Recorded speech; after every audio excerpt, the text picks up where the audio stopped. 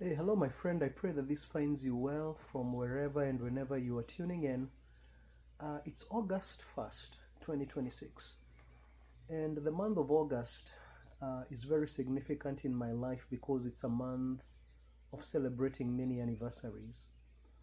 August 1st, 27 years ago exactly, I landed into this country.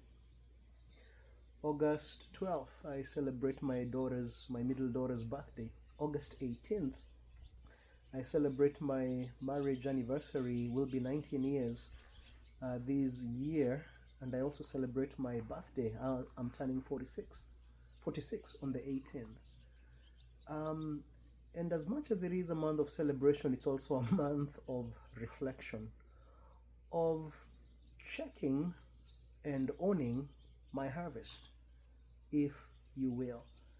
In my journey of self development, I've come to find that as one of the most important lessons, taking responsibility for your life.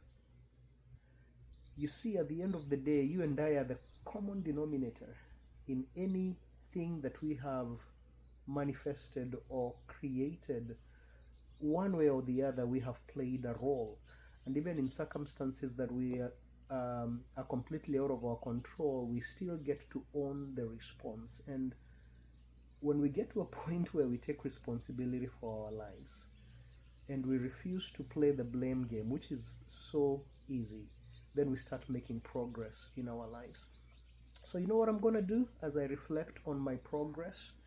I realize there are many wonderful things I've accomplished within the last year, within the last 27 years, say, of my being here, within the last 46 years of being in existence, and I will celebrate myself.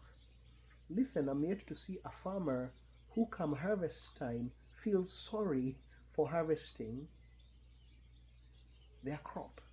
They put in the work, they harvest with joy. So I don't have a problem celebrating myself. I don't have a problem buying something nice for myself, taking some time off of work and going someplace nice, buying myself a good meal, because that's one way of owning my positive harvest, celebrating what I've been able to accomplish, celebrating what God has done in my life. And my friend, I want to encourage you as often as you can, obviously in huge milestones like your birthday, you know, but as often as you can, celebrate your harvest, enjoy your harvest.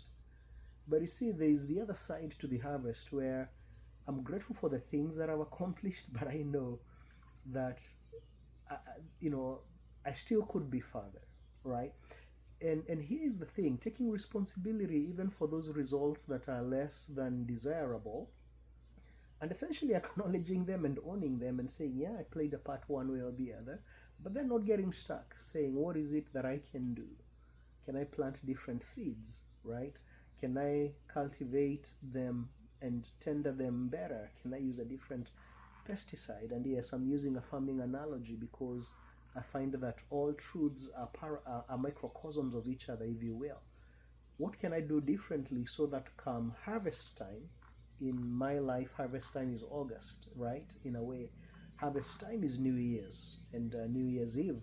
When we look at the last year, harvest time is the end of a quarter or the end of a month. Harvest time is the end of every single day. Harvest time is the end of a period in the day where you can look back and say, how has this morning been? How can I plant different seeds or go about my life differently so that come the next harvest time, whatever that is, I have a better crop and maybe I can celebrate better. So, my friend, that's the big idea of the day. Own your harvest, the good and the not so good. Celebrate the good, treat yourself, rejoice, celebrate with friends, give a sacrifice unto the Lord in honor of Him bringing you this far. And then the flip side is looking at what could be better and taking the steps to make it so. Own your harvest, take responsibility for the results in your life. And that one attitude, my friend, will help us go further than many other things. Until next time, here's to owning our harvest, and God bless.